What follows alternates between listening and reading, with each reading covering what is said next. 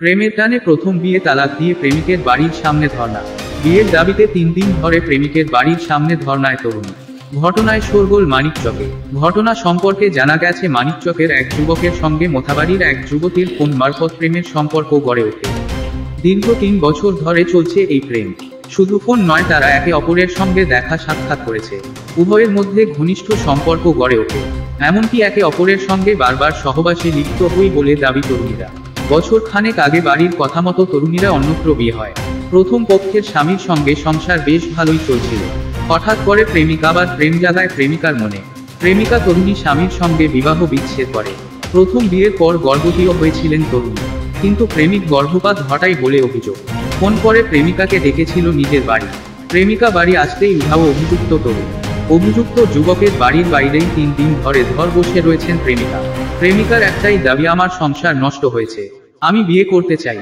আমাদের একসঙ্গে কাটানো ঘনিষ্ঠ মুহূর্তের ছবি, কল রেকর্ডিং সমস্ত কিছু আমার কাছ থেকে মোবাইল ছিনিয়ে নিয়ে সমস্ত তথ্য ডিলিট করেছে।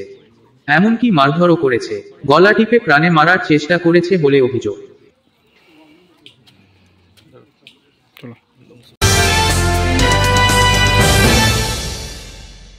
মানিকচকে আমাদের সম্পর্ক 3 বছরে আমার সঙ্গে রিলেশন হয়েছে।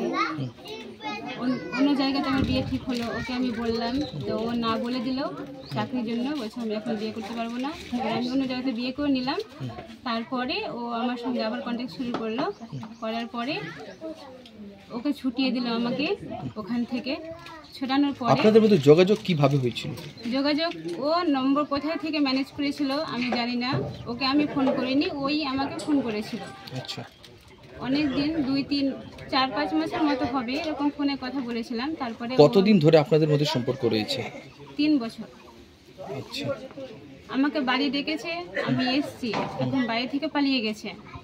এখন বলছে আমি বিয়ে করব না, কত লাখ টাকা নিবে, অত লাখ টাকা দিয়ে ওকে বিদায় করব। কিন্তু আমি চাই ওকে আমি বিয়ে করব। আমাদের মধ্যে সব সম্পর্ক হয়ে গেছে, আমি চাই ওকে বিয়ে করব। কোনো নথিপত্র, কোনো প্রমাণ আছে আপনার কাছে? প্রমাণ আমার সব কিছু ছিল, রেকর্ডিং ছিল। আমাকে বিয়ে করতে চেয়েছে, ওর সঙ্গে আমার সব ঘনিষ্ঠ ফটো ছিল, সব ওর আম্মা নিয়ে সব রেজিস্টার মেরে দিয়েছে।